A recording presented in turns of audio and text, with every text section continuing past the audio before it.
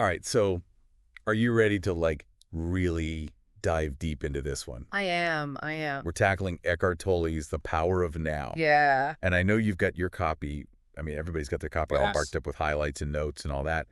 But sometimes even the most profound books Absolutely. leave us kind of scratching our heads wondering, how do I actually apply this Yeah. to my Yeah. life? To my everyday experience, Yeah. how does this actually translate into Yeah. living a better life? Walking the walk, right? Yeah. Not just talking the talk. Exactly. So that's our mission today, Yeah. Let's unpack it. to really unpack that. I love it.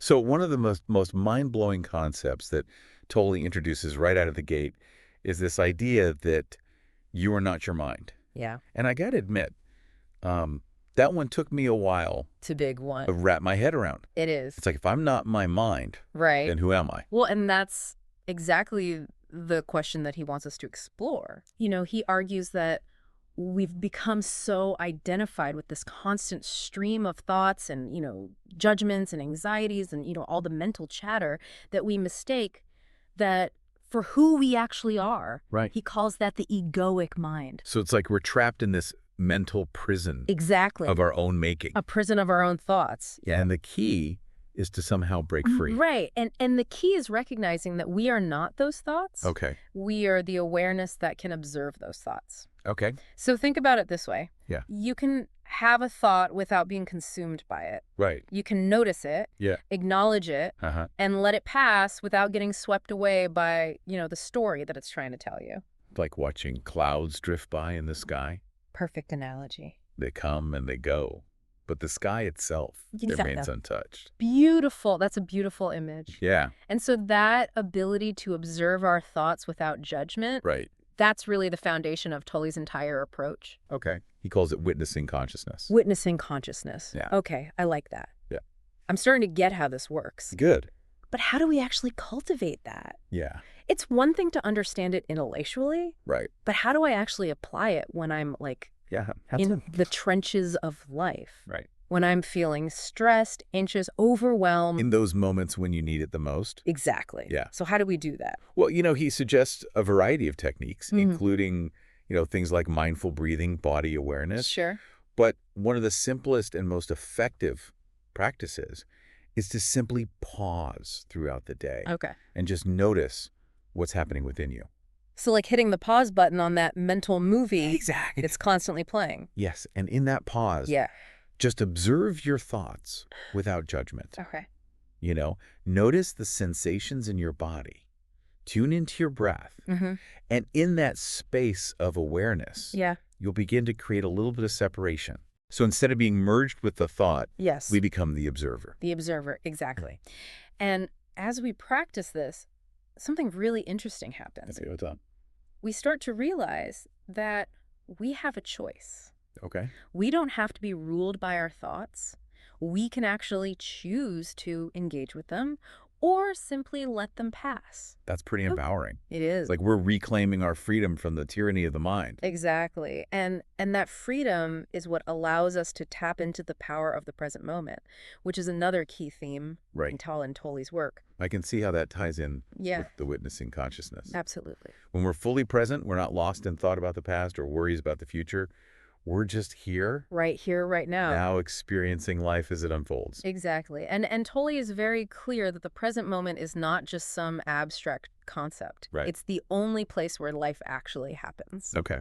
It's the only place where we can experience joy and love, Yeah. connection, I mean, creativity, good stuff. all the things that make life worth living. Okay. I get it. Yeah. But full disclosure, I am a champion overthinker.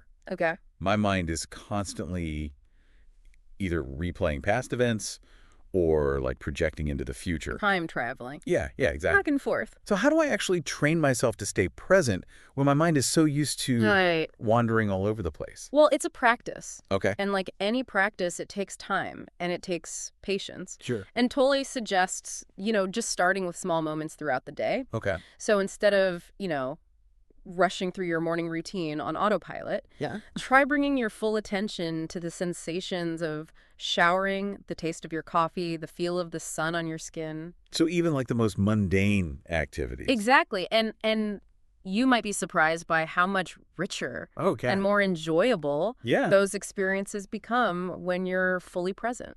I can imagine. Yeah. I'm definitely willing to give that a try. Good. But what about those times? When it feels impossible to stay present? Yeah. Like when you're dealing with a difficult situation, a really painful emotion, or challenging relationship. Right.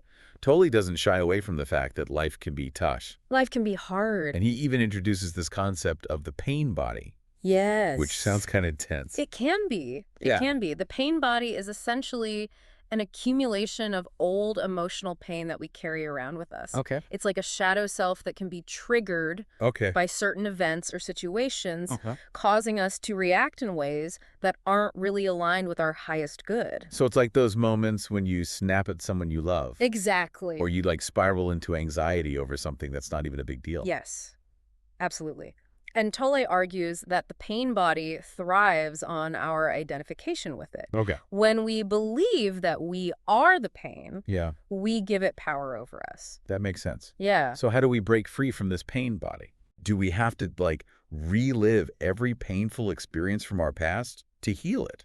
Not necessarily. Okay. Tolle suggests that the key is to become aware of the pain body without judging it or resisting it. So instead of trying to push it away, Yes. we're learning to observe it with compassion and curiosity. Exactly. That sounds counterintuitive, but I'm starting to see how it might work. It is counterintuitive, Yeah. but it's incredibly effective. Okay. When we bring awareness to the pain body, we start to create a separation between us and the pain. Yeah. We realize that we are not the pain. Right. We are the observer, the witness. The witness. And that shift in perspective Yeah. can be incredibly liberating. Okay. So welcome back. Okay, so we left off talking about the pain body. We did? And I'm still trying to wrap my head around that one. It's like, I get that we're not supposed to identify with the pain. Right. But, like, how do you actually do that Yeah. when it feels so real and all-consuming? That's a great question. It's something that a lot of people struggle with. Mhm. And, Tolle suggests a few key practices. Yeah. One is to simply become aware of the physical sensations Okay. that are associated with the pain body. So, like, instead of getting caught up in the story that my mind is creating around the pain, Exactly. I should focus on the actual feeling in my body. The actual sensations. Yeah. Well, Often when we pay close attention to those physical sensations, yeah. maybe it's a tightness in the chest or a knot in the stomach or a tension in the shoulders, Uh-huh. we start to see that the pain is not this solid, unchanging entity. Okay. It's actually a constantly fluctuating energy that Right. rises and falls like waves in the ocean. Okay, interesting. Yeah. And by simply observing those sensations without judgment, Yes. we create a space between us and the pain. Precisely. And that space is where the magic happens. Okay, I like where this is going. Yeah. So tell me more. It's where we can access that witnessing consciousness. Right. That deeper awareness that allows us to see the pain without being completely overwhelmed by it.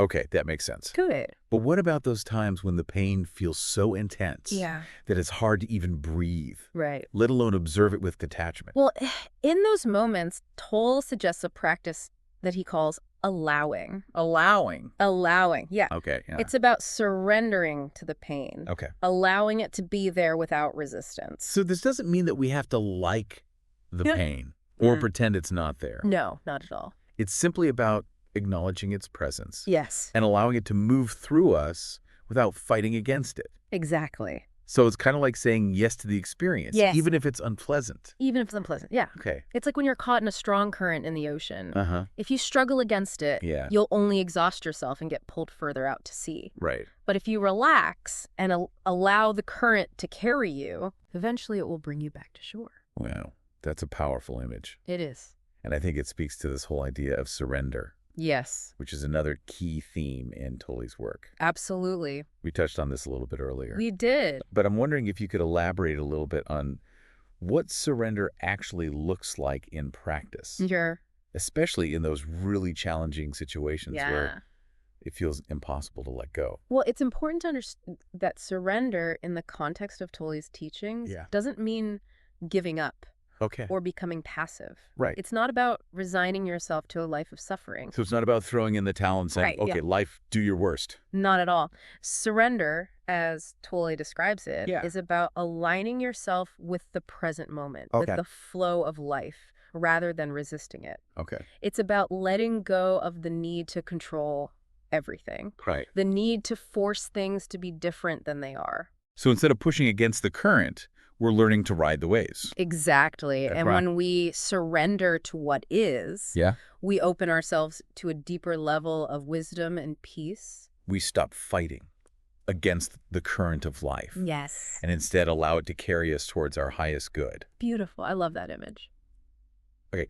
I'm really resonating with this idea of surrender. Good. But I have a question. Yeah. How does this apply to our relationships? That's a great question. Yeah. I mean, it's one thing to surrender to a situation. Right. But what about surrendering to another person, Right. especially if they're causing you pain? Yeah, that's where things can get a little bit tricky. Yeah. And Tolle acknowledges that relationships can be one of the most challenging areas to Right. apply these principles, Mhm. but he also emphasizes that they can be one of the most profound opportunities for growth and transformation. So how do we reconcile the idea of surrender Yeah. with the need to set healthy boundaries and protect ourselves in relationships? That's a really important question, and I think it's helpful to distinguish between surrendering to the present moment and Yeah. surrendering to another person's behavior. Okay. We can surrender to the reality that someone is behaving in a way that hurts us Yeah. without condoning that behavior or allowing it to continue.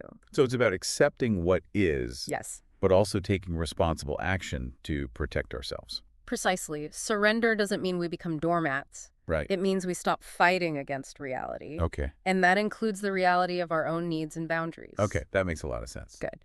But how do we know when to surrender and when to take action in a relationship? Well, that's a question that requires a lot of discernment and inner listening. Sure. And there's no one-size-fits-all answer. Right. But I think a good rule of thumb is to ask yourself, Okay. is my action coming from a place of fear and reactivity? Okay. Or is it coming from a place of love and wisdom? That's a really helpful distinction. Yeah. So if I'm feeling triggered, resentful, or anxious in a relationship, Mhm. maybe that's a sign that I need to step back and create some space for myself Exactly. rather than trying to force resolution. Sometimes the most loving action we can take is to create distance, Okay. to allow ourselves and the other person to calm down Right. and come back to a place of clarity. That makes sense. Yeah. Okay. I'm really starting to see how surrender can be a powerful tool Yeah, for navigating the complexities of relationships. it is. But I'm also curious about how Tolle's teachings apply to the bigger picture, Okay. to our sense of purpose and meaning in life. That's a great segue because Tolle doesn't just focus on personal transformation.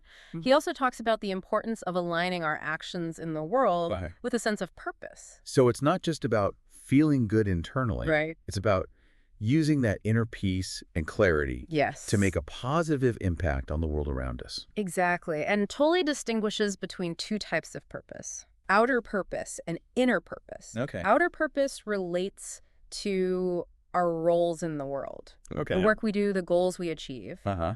Inner purpose, on the other hand, Yeah. is about the evolution of our consciousness, Okay. the deepening of our connection with our true selves. So it's not just about what we do, Exactly. it's about who we are. Precisely. And Tolle suggests that when we align our outer purpose with our inner purpose, Mhm. when our actions in the world are an expression of our true nature, Right. we experience a deep sense of fulfillment and joy. So it's like our work becomes a form of self-expression Yes. rather than a chore or an obligation. Beautiful. Yeah. And this doesn't mean we all have to quit our jobs and become monks or social activists. Right. It's more about bringing a sense of presence and intention to whatever we do, whether it's washing the dishes or writing a report or raising a family. So it's about finding that intersection Yes. between our passions and our skills Yeah. and the needs of the world. And That sweet spot where our unique contribution can make a real difference. beautiful. I love that. Okay, I'm really resonating with this. Good. But I have to admit, sometimes I feel a little lost when it comes to purpose. Sure. Like, I know I'm here for a reason. Yeah. But I'm not always sure what that reason is. Right. So how do we actually discover our purpose? Yeah. Especially when it feels kind of elusive. Well, that's a question that many people wrestle with, Right. and there's no easy answer. Yeah. But Tolle suggests that the key is to cultivate a state of receptivity, of Yeah. openness to the guidance that's always available to us. So instead of trying to force an answer, Yes. it's about creating space for insights to emerge. Exactly. And this might involve practices like meditation, spending time in nature journaling, or simply paying attention to those moments of synchronicity, Okay. those seemingly random events that seem to point us in a certain direction. It's like following the breadcrumbs, trusting that we're being guided towards our highest good, even when we can't see the whole path laid out before us. Beautiful. And often the path reveals itself one step at a time Yeah. as we take those small, courageous actions that are aligned with our heart's desires. Okay, that gives me a lot to think about. Good. But there's one more piece of the puzzle I'm curious to explore. Okay. Tolle's ideas about enlightenment. Enlightenment. It's a word that gets thrown around a lot in spiritual circles. It does. But I'm not always sure what it actually means. Yeah. What's Tolle's perspective on enlightenment? Well, he describes enlightenment as a state of liberation from the egoic mind, Okay. a state of full awareness and presence. Okay. It's not about becoming a superhuman or achieving some lofty spiritual goal. Right. It's about realizing who we already are. Okay. Pure consciousness, Yeah. pure being. So it's not about adding something to ourselves. No. It's about removing the layers of conditioning and illusion Exactly. that are obscuring our true nature. Beautiful. And while enlightenment might sound like this far-off concept, Right. Tolle insists that it's accessible to anyone Okay. who's willing to do the inner work. Okay, so what does that inner work actually entail? Well, it's about committing to the practice of presence, Okay.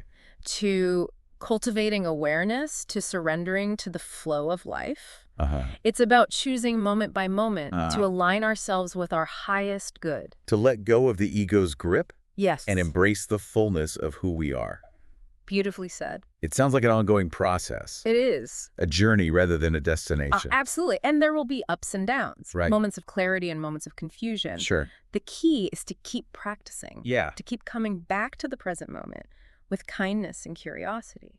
So it's about embracing the process, Yes. the imperfections, the messiness of it all. Yes. And it's also about remembering that we're not alone on this journey. Okay. Tolle emphasizes the importance of community, of connecting with others who are on a similar path. To create a sense of support. Yes. Sangha, as they say in Buddhist tradition. Exactly. Because when we share our struggles and our insights with others, Yeah. we realize that we're not alone in our quest for awakening. Okay, we've covered a lot of ground here today. We have. From the pain body to surrender, Yeah. from purpose to enlightenment. It's been quite a journey. It has been. Yeah. And I have to say, I'm feeling a renewed sense of hope and possibility. I love that. But there's one final piece of the puzzle that I'm still grappling with. Okay. Tolle's ideas about space and time. Space and time. He has some pretty mind-bending perspectives on these concepts, He does. suggesting that they're ultimately illusions. Illusions. So that's what we'll dive into in the next part of our deep dive. Okay. I'm ready. We'll explore Tolle's views on space and time, Yeah. and how our perception of these concepts shapes our experience of reality. Looking forward to it. Yeah, me too. All right, so we're back Back again. and ready to tackle one of the most mind-bending aspects of the power of now, Yeah. Tolle's perspective on space and time. This is where it gets really interesting. It does. It does. It's definitely a concept that challenges our conventional understanding of reality. Absolutely. I mean, we tend to think of space and time as like these fundamental objective truths. Right. Like they're just out there. Yeah, they're just there. Part of the fabric of the universe. But Tolle suggests that they're actually constructs of the mind. That's right. Okay. I'm already feeling a little dizzy. I know it's a mind bender for sure. It is. I mean, I can see the walls around me. Right. I can feel time passing. Yeah. How can these things be illusions? Well, think about it this way. Okay. We experience the world through the filter of our perceptions, Okay. which are shaped by our thoughts, our beliefs, our past experiences. So what we perceive as reality Yeah. is actually a mental representation of the world, Right? not the world itself. So it's like we're watching a movie projected onto the screen of our minds. A beautiful analogy. And space and time are part of that projection. They are. They're the framework Okay. our minds use to organize and make sense of Yeah. all the sensory input that we're receiving. Okay, I'm starting to see how our perception of space and time might not be the whole story. Right. But how does this idea of them being illusions actually play out in our lives? Well, consider how much of our suffering Mhm. stems from being trapped in the past Oh, wait. or worrying about the future. Yeah. You know, we dwell on past mistakes, Yep. replaying them over and over in our minds, or we fret about things that haven't even happened yet. Oh, tell me about it. Right. I'm a pro at mental time travel, Yeah. and it rarely leads to a happy destination. And that's because when we're lost in thoughts about the past or the future, Right? we're disconnected from the present moment, Yeah. which is the only place where life is actually happening. So Tolle is saying that by clinging to these mental constructs of space and time, Yes. we're essentially creating our own suffering. Exactly. And it's not just about emotional suffering. Right. Our fixation on time also creates this sense of separation, It does. a belief Yeah. that we are like isolated individuals moving along a linear timeline from birth to death. But what if that's not actually the truth? But if space and time are illusions, what's the alternative? Right. How are we supposed to experience reality? Well, Tolle points to the realm of the unmanifested, the source of all creation, where there is no space and time as we know them. Right. There's only the eternal guard. Now, a state of pure being. Okay, that sounds incredibly profound, It is. but also a little abstract. Sure. How do we access this timeless dimension in our everyday lives? It's not about physically transcending Go ahead. space and time. Right. It's about shifting our awareness, Okay. about recognizing that our true nature is not bound by these limitations. So practices like mindfulness can help us tap into this deeper dimension. So when we bring our full attention to the present moment, Yes. we're essentially stepping out of the mind's time-bound perspective and Exactly. into the realm of the now. Beautifully said. And as we practice this, Yeah, we might notice that our perception of time actually starts to change. it does. We might find that we have more space to respond to situations, Yes. that we're less reactive, Yes. more present in our interactions. It's like we're expanding our awareness beyond the confines of the linear mind. This is all starting to click. Good. But I'm still wondering about the practical applications. Okay. How can we actually use this understanding of space and time to create more peace and fulfillment in our lives? Well, one key is to cultivate a state of non-resistance. Okay. When we resist what is, when we fight against the present moment, we create a lot of unnecessary suffering. It's like trying to swim upstream against a powerful current. You just end up exhausted and no closer to your destination. Right. But when we surrender to the flow of life, Yes. when we accept the present moment without judgment, we open ourselves up to a deeper level of peace. It's about trusting that everything is unfolding as it should, Yeah. even when it doesn't make sense to our limited minds. And it's not about becoming passive. Right. It's about aligning ourselves with the natural order of things, Exactly. but acting from a place of acceptance rather than resistance. Beautifully said. This makes so much sense, Yeah. but also feels like a radical shift in perspective. It is. It's like we're being asked to question everything we thought we knew about reality. It is a radical shift, Yeah. but it's also a deeply liberating one. Okay. Because when we release our attachment to the illusions of space and time, we open ourselves up to the infinite possibilities of the present moment. We realize that we're not limited by the past, Exactly. but by the future. We are free to create our reality in each and every moment. This has been an incredible journey through the power of now. It has. We've explored so many profound concepts, and I feel like I've gained a whole new understanding of what it means to live a truly conscious and fulfilling life. Me too. And the beauty of Tolle's work is that it's not just a collection of ideas to be intellectually understood. Right. It's an invitation to a lived experience, a practice of awakening that unfolds moment by moment.